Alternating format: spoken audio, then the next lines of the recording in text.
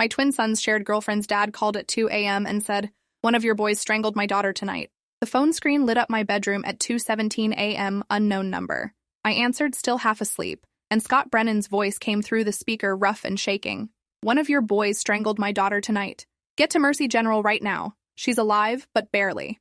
I sat up fast enough to make the room spin, heart slamming against my ribs, and asked him what he was talking about.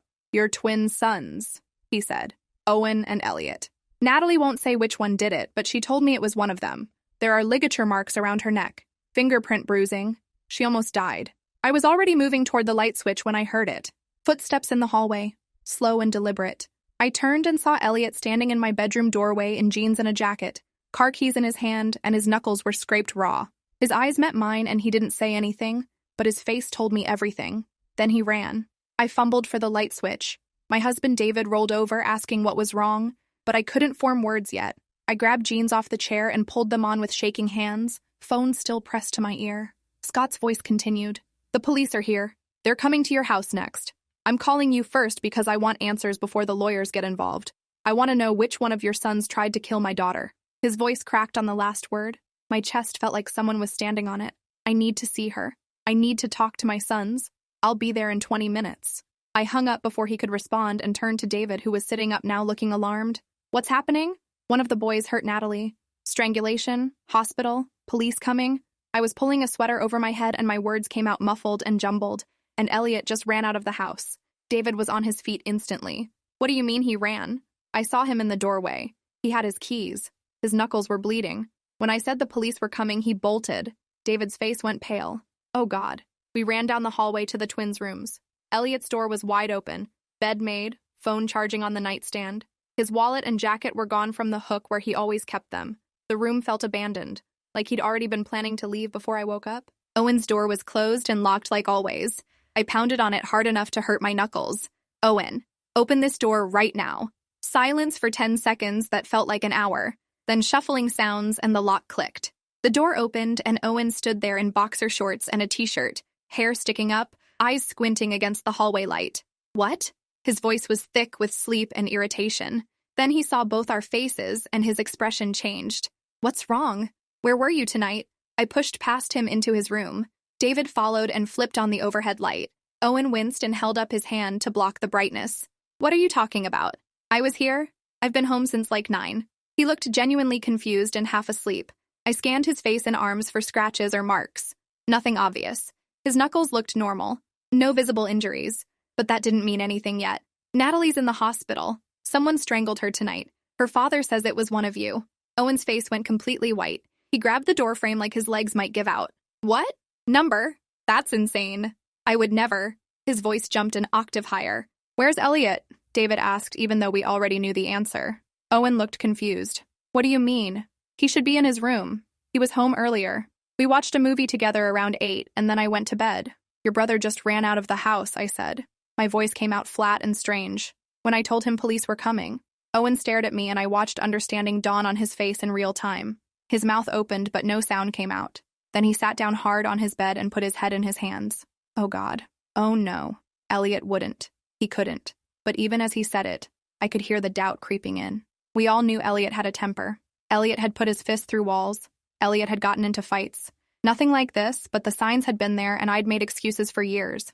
David's phone buzzed. He looked at the screen and his jaw tightened. "Police are here."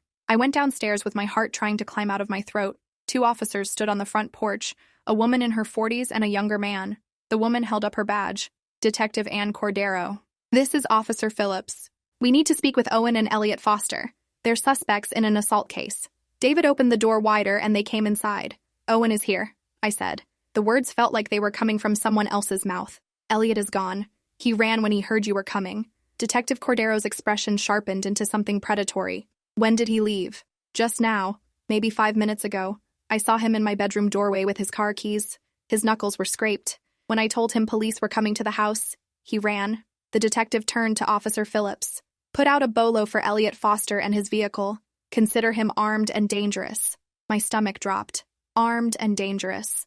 Those words attached to my son. Officer Phillips was already on his radio calling it in. Detective Cordero turned back to me. "Tell me about your son's relationship with Natalie Brennan." My mouth went dry. I paused, trying to figure out how to explain something I barely understood myself. They've both been seeing her. The detective's eyebrows went up. At the same time, Owen had followed us downstairs and was standing on the bottom step looking sick. Not exactly, he said quietly. Natalie and I dated first, for like 6 months. Then we broke up and she started seeing Elliot, but we never really stopped talking. It got complicated. His voice was defensive and embarrassed. How complicated? Detective Cordero's pen was poised over her notebook. Owen looked at the floor. We both still had feelings for her. She said she had feelings for both of us. It was this weird thing where none of us could let go. She'd see Elliot but text me. See me but talk about Elliot. We were all trapped in this triangle that was making everyone miserable, but no one knew how to end it. I felt my face burning. I'd known my sons were both interested in the same girl, but I hadn't realized it had turned into whatever toxic situation this was.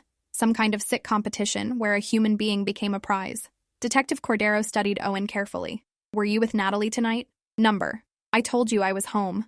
Owen's voice rose with an edge of panic. Check my phone. Check everything. I haven't left the house since I got back from work at 6. I watched a movie with Elliot. Then I went to bed around 10. I was asleep when you knocked. The detective made notes. What movie? The Shawshank Redemption. We've seen it 100 times, but Elliot was in a weird mood and wanted to watch something familiar. Owen's voice cracked. He seemed off at dinner, too. Quiet, like something was bothering him. I asked if he was okay, and he said he was fine. My chest tightened. I'd noticed the same thing at dinner, but I'd attributed it to work stress. Elliot had gotten written up at his construction job earlier in the week for arguing with his supervisor. I'd thought he was just processing that. Now I realized he'd probably been planning to see Natalie, planning to force a confrontation. Officer Phillips came back inside. Vehicle located abandoned at Morrison Park, 3 miles from here. Engines still warm. He's on foot. Detective Cordero nodded grimly. Get units searching the area. She turned to Owen. I need you to come down to the station for questioning. You're not under arrest at this time, but you are a person of interest in an ongoing assault investigation. You have the right to have an attorney present. Owen looked at me with terrified eyes, exactly like when he was a little boy and scared of the dark. Mom, I didn't do anything. I swear. Please. You have to believe me. I wanted to believe him. I did believe him in that moment because he was my son and I'd known him for 20 years. But I'd also known Elliot for 20 years, and I was starting to realize I didn't know either of them as well as I thought. David grabbed his keys. I'll drive him. I'm calling Janet. Janet was our family attorney who handled wills and property disputes, not criminal defense, but she'd know who to call at this hour. After they left with Owen following the police car, I stood in the empty hallway trying to breathe. My phone buzzed. Text from David saying Owen was in the interview room and Janet was on her way. I looked at the time. 3:28 a.m. I needed to get to the hospital, but I also needed to find Elliot before the police did. I needed to hear from him what happened. Needed to know if my son was capable of attempted murder or if there was some explanation that made sense. I grabbed my purse and headed for the door, but something made me stop. I turned and went back upstairs to Elliot's room. The space felt different now, like I was seeing it for the first time with clear eyes instead of mother's eyes that made excuses. I started going through his desk drawers methodically. School papers, bills, nothing unusual. His closet was half empty because he'd been wearing the same rotation of work clothes for months. Under his bed, I found a shoebox. Inside were printed screenshots of text conversations. I sat on his bed and started reading. The texts were between Elliot and Natalie, going back months. My hands started shaking as I went through them. Messages from Natalie telling Elliot she loved him but needed space. Messages from Elliot asking if she was with Owen. Messages from Natalie saying what she did with Owen wasn't Elliot's business. Messages from Elliot saying he couldn't keep sharing her. Then more recent ones, from 3 days ago. Natalie writing that she couldn't choose between them and didn't want to. That she cared about both and saw no reason to make everyone miserable by picking one. Elliot's response, "You're killing me. I can't do this anymore. We need to talk face to face." Her response, "Fine. Thursday night. Come over after 9. Thursday was tonight. Last night. Yesterday." I checked the timestamp. The plan had been made 3 days in advance. Elliot had known for 3 days he was going to confront her. I put the phone down and noticed something else in the shoebox. A small journal with a leather cover. I opened it and found entries in Elliot's handwriting going back 2 years. The first entries were about meeting Natalie, about how beautiful she was, how easy to talk to. Then entries about Owen starting to show interest in her too. The tone shifted, became darker, more possessive. Owen always gets what he wants. Mom and Dad always liked him better. He's the responsible one, the good twin. I'm tired of coming in second. Natalie is mine.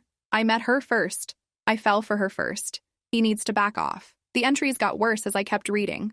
Detailed fantasies about Owen getting hurt or moving away. Paranoid thoughts about Natalie liking Owen more. I saw them together at the coffee shop. They were laughing. She never laughs like that with me anymore. What does he have that I don't?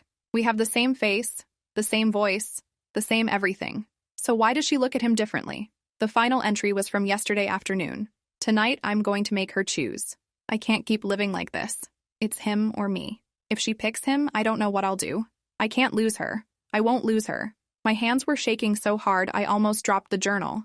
This wasn't just jealousy. This was obsession. This was a breakdown that had been building for months or maybe years. I'd missed it completely. Too busy with my own career as a surgeon. Too trusting that my adult sons could handle their own relationships. Too blind to see that one of them was spiraling. I heard sirens outside and ran to the window. 3 police cars were pulling up across the street at Morrison Park. Flashlights cut through the darkness between the trees. They were searching for Elliot, and he was out there somewhere, either hiding or running, with blood on his hands and nowhere to go. I grabbed the journal and the box of screenshots and went downstairs. Detective Cordero needed to see these. They showed premeditation. They showed Elliot's mental state deteriorating. They showed this wasn't a moment of passion, but the culmination of months of obsessive jealousy. I got in my car and drove toward the hospital. But halfway there, my phone rang. Unknown number again.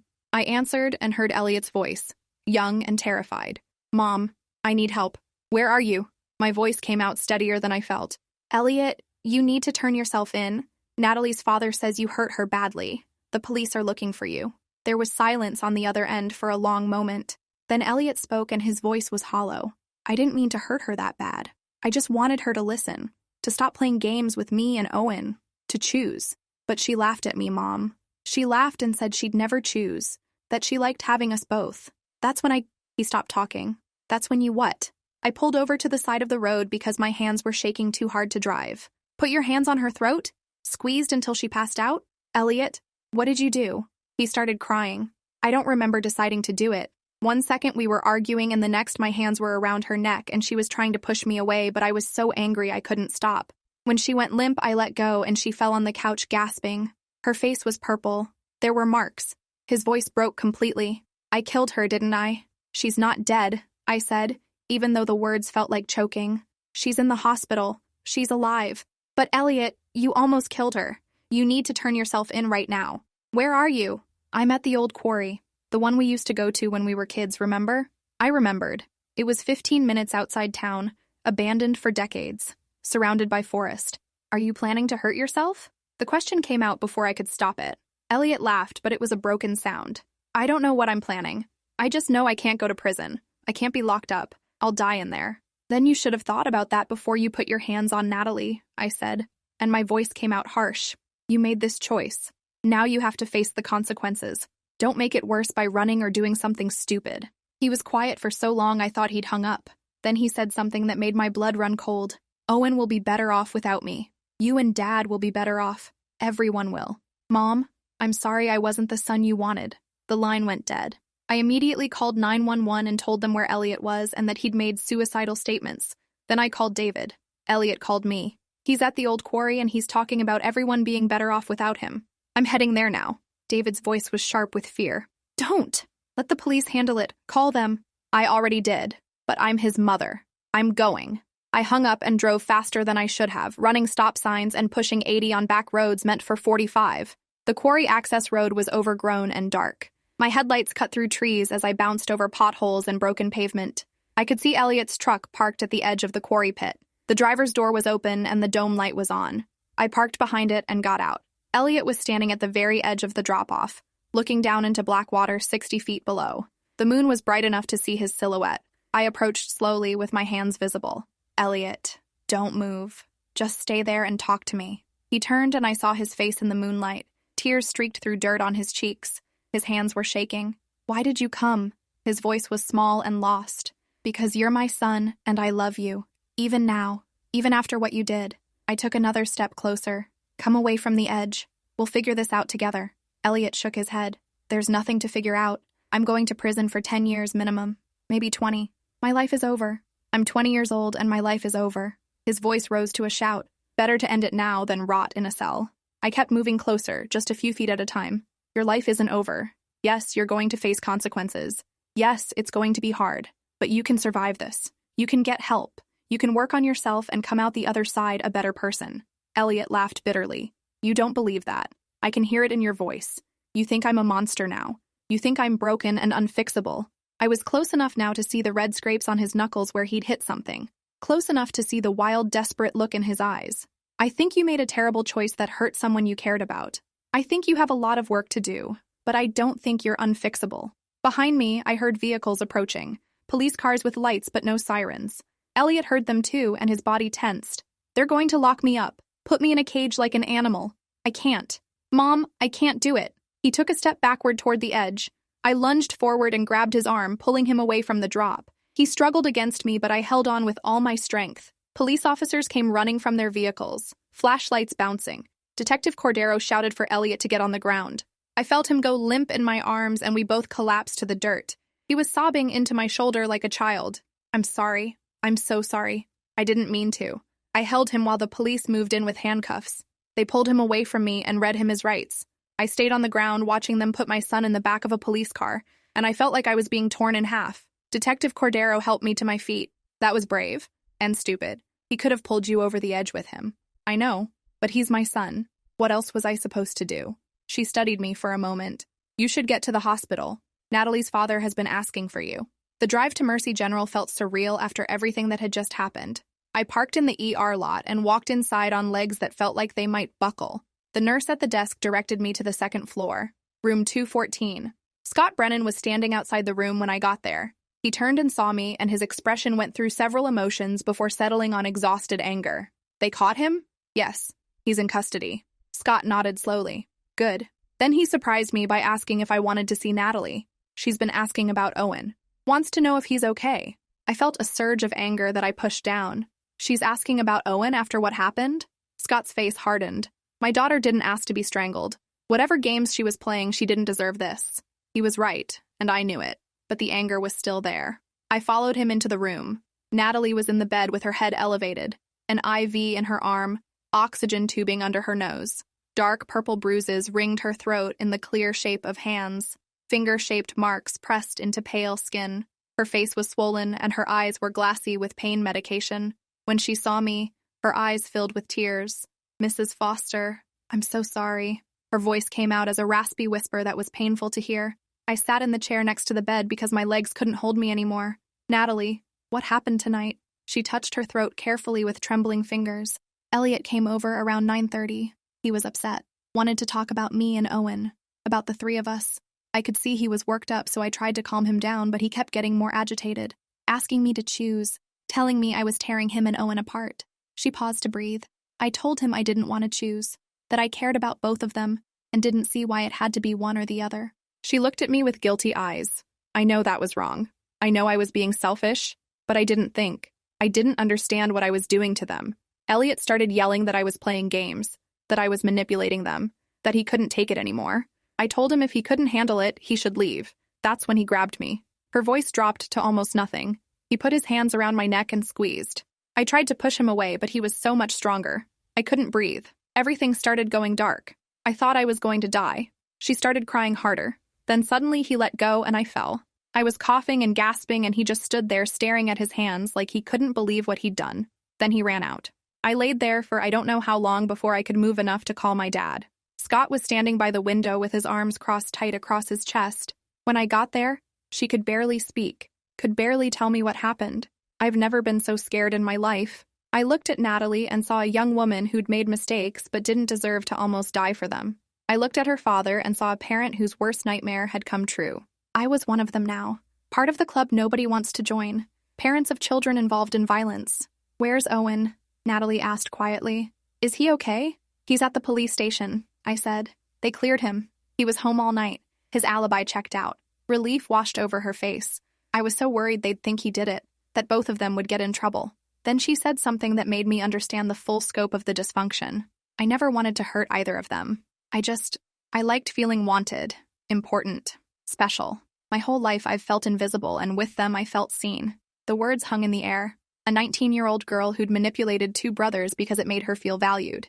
Two 20-year-old brothers who'd competed for her because they'd been competing their whole lives and didn't know how to stop. A family torn apart because nobody had the emotional maturity to handle complicated feelings. I stood up. I need to go check on Owen. Natalie nodded and whispered another apology that I didn't acknowledge. In the hallway, Scott followed me. I'm pressing full charges. I want Elliot prosecuted to the maximum extent. I stopped and turned to face him. I understand. I would want the same thing if our positions were reversed. He looked surprised, like he'd expected me to argue or make excuses. Your son almost killed my daughter. Yes, and he's going to face the consequences of that. I won't stand in the way of justice. Scott's shoulders dropped slightly. Some of the anger drained from his face. It's good you understand that. A lot of parents would be making excuses right now. I've spent the last hour making excuses for 20 years of missed warning signs. I'm done with excuses. We stood in the hallway, not quite enemies, but not quite allies either. Two parents connected by violence neither of us had seen coming. I left the hospital and drove to the police station. David met me in the lobby looking wrung out. Owen's still being questioned, but they said he'll be released soon. His alibi is solid. He was online gaming with friends, and they have timestamps for everything. I collapsed into a plastic chair. Elliot confessed to me, on the phone. He told me he choked Natalie during an argument, that he didn't mean for it to go so far, but he couldn't stop himself. David sat down next to me. Where is he now? In custody. They picked him up at the old quarry. He was. I stopped because I couldn't say the words out loud. David understood anyway. Oh God. He was going to jump. I got there first. Pulled him back. David put his head in his hands. How did this happen? How did we not see it? We talked around each other for an hour while we waited, blaming ourselves, blaming Natalie, blaming society and social media and toxic masculinity and anything else we could think of to make sense of senselessness. Finally, Owen came out with Janet. He looked destroyed, older somehow. His eyes found mine, and he walked over slowly. They cleared me. I'm free to go. But Elliot, his voice cracked. They told me he confessed, that he's being charged with attempted murder. I stood and hugged him. He held on tight, and I felt him shaking. We drove home in heavy silence. At the house, Owen went straight upstairs without a word. David and I sat in the living room staring at nothing. Around dawn, the house phone rang. County jail. Elliot wanted to make a call. I accepted the charges and heard his voice, small and scared. Mom, I'm here. His breathing was uneven. They put me in a cell by myself. The walls are so close. I can't breathe in here. You need to try. Focus on breathing slowly. In through your nose, out through your mouth. I could hear him trying to follow my instructions. After a minute, his breathing steadied slightly. I'm scared. I know. But you're going to get through this one day at a time. Is Owen okay? The question surprised me. He's home. He's devastated and confused, but he's okay. Tell him I'm sorry. Tell him I never meant for any of this to happen. I didn't know what to say to that, because intentions didn't matter when someone almost died. The automated voice cut in saying we had 1 minute left. Elliot spoke quickly. Mom, I need you to know I'm going to plead guilty. I'm not going to drag this out or make Natalie testify. I did it and I'm going to take responsibility.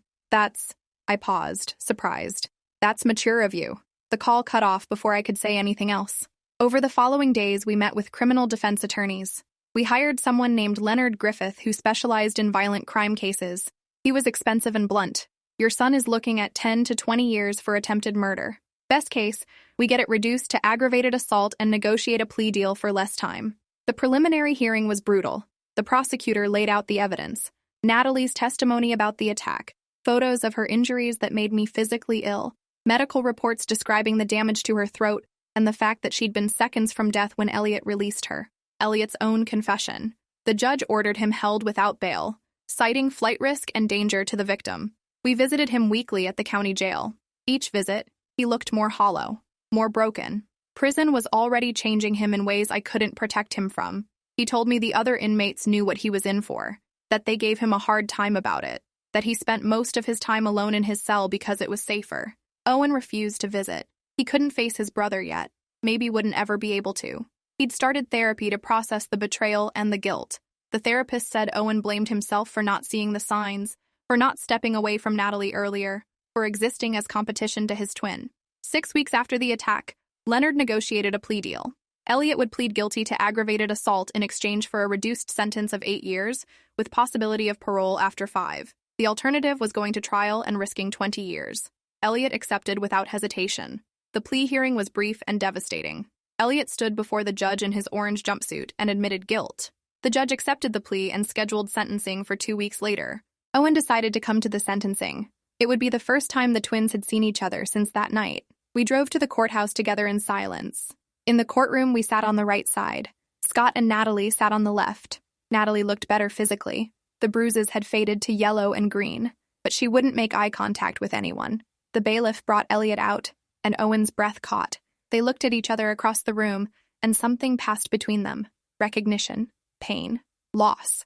The prosecutor called Scott to testify about finding his daughter barely conscious, about the terror of thinking she was dead, about the lasting trauma the attack had caused.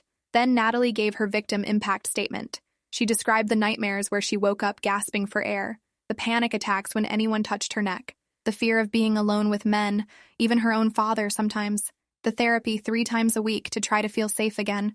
She said she hoped Elliot would get help in prison and learn why what he did was unforgivable. Her voice was stronger than I expected. When she finished, the judge asked if Elliot wanted to make a statement before sentencing. He stood slowly and turned toward Natalie and Scott. His voice shook, but he got the words out. "I'm sorry doesn't cover what I did.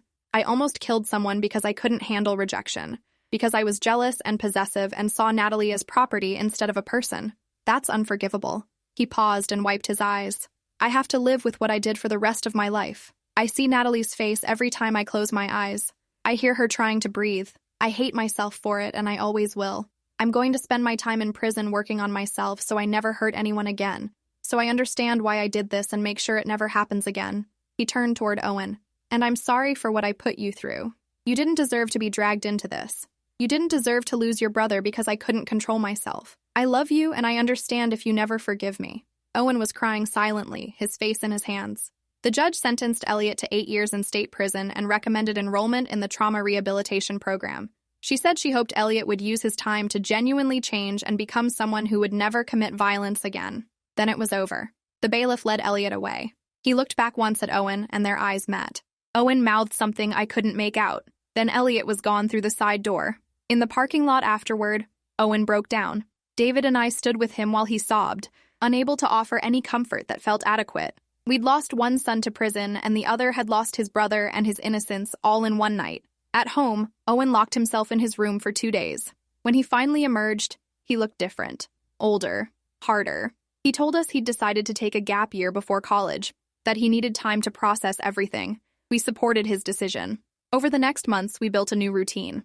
I visited Elliot every 2 weeks. He was doing the rehabilitation program and seeing a counselor. He'd started taking college courses through a prison education initiative. He wrote letters to Owen that Owen sometimes read but never answered. Natalie transferred to a university in another state.